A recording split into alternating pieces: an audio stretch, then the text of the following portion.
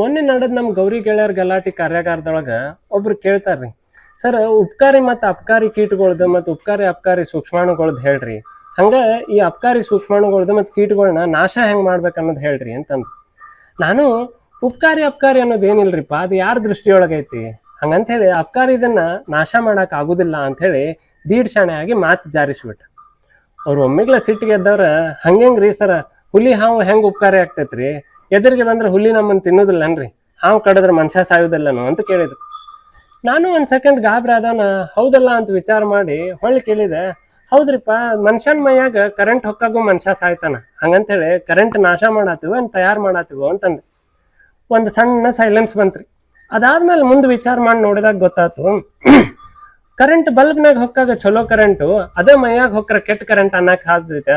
ಬೆಂಕಿ ಒಲಿ ಮೇಲೆ ಇದ್ರ ಚಲೋ ಬೆಂಕಿ, ಬುಡಕ್ ಹತ್ತದಾಗ ಕೆಟ್ಟ ಬೆಂಕಿ ಅನ್ನೋದಾಗ್ತೈತೆ. ಪ್ರಕೃತಿ ತನಗ್ ಬ್ಯಾಡಾಗ ಏನು ಮಾಡಿಲ್ರಿ, ಅದಕ್ಕೆಲ್ಲಾನು ಬೇಕ.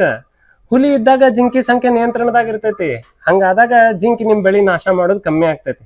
ಇದೇ ಕತಿ ಹಾವು ಇಲ್ಲಿದು ಸಹಿತ. ಪ್ರಕೃತಿ ತನಗ್ ಬ್ಯಾಡಾಗ ಏನು ಮಾಡಿಲ್ಲ ಅಂತ ಹೇಳಿದೆ, ಯಾಕಂದ್ರ ಅದಕ್ಕೆ ಏನ್ ಬೇಕನ್ನೋದು ಗೊತ್ತಾಗೈತಿ. ಮನುಷ್ಯಾಗ ಏನ್ ಬೇಕನ್ನೋದ ಗೊತ್ತಾಗೋಲ್ತ್ ನೋಡ್ರಿ, ಅದ ತ್ರಾಸ.